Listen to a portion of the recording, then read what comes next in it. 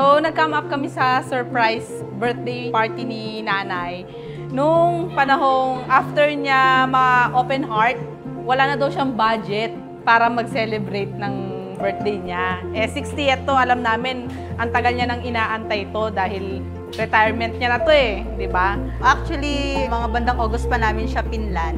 Kaming tatlong magkakapatid. Tinanong namin siya prior, siguro bang around April, kung gusto niya bang mag-out of town or mag-party. Sabi niya, gusto niya mag-out of town. Pero kasi, ang nangyari, na short sa budget. So sabi ko, sige, yun na yung sign para kami na lang yung mag-surprise sa kanya to give back din. Sabi namin, this time, nanay, hindi na ikaw ang magpapakain. Kami naman para sa'yo.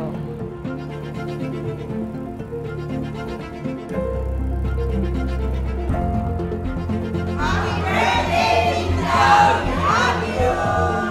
Batiin niyo daw po si nanay. Happy birthday! Happy birthday! Happy many more days to come. Happy birthday! Happy Linda! Love you! Love you! Happy birthday, Nana!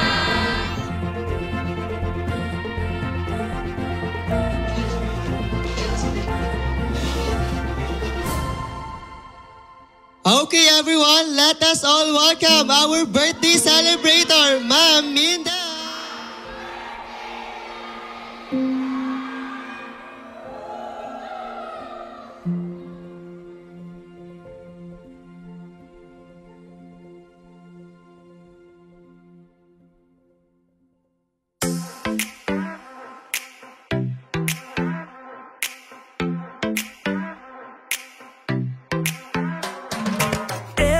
Si Mama, as a mother of 3, sobrang supportive niya sa lahat ng mga ginagawa namin.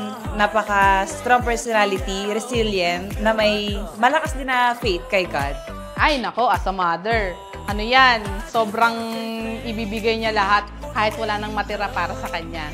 Siya kasi talaga yung nagsilbing ilaw ng tahanan. So pagdating po sa pag-guide sa amin, spiritually, siya po talaga yung nag-guide sa amin kay Lord.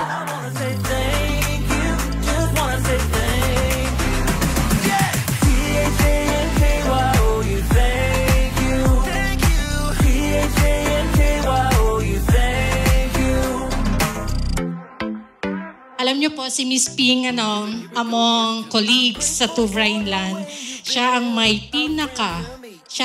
may strongest faith in God.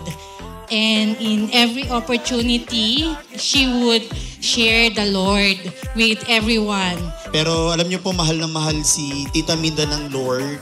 At kitang-kita naman po na sa dami ng pinagdaanan, siya po yung tipo na may pinagdadaanan pero hindi pwedeng hindi siya tutulong.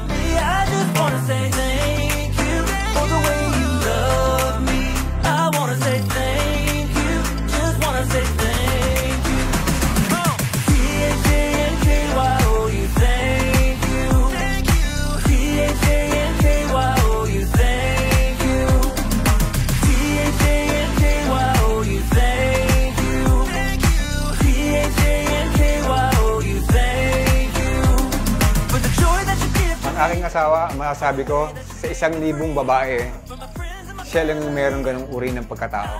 Ang buti ng Diyos sa buhay niya. Napaka-strong niya.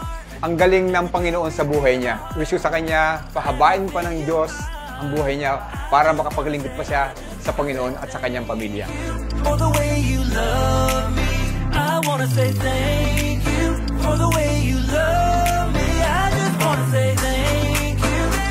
Siguro alam yun ng mga family, friends, si nanay halos 50-50 na yan dahil sa heart disease niya.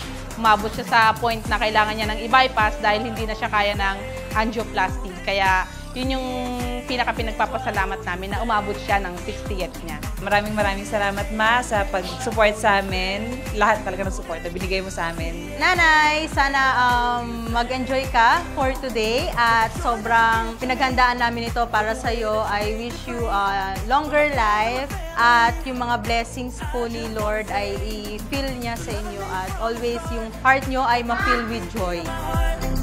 For everything you are, I just wanna say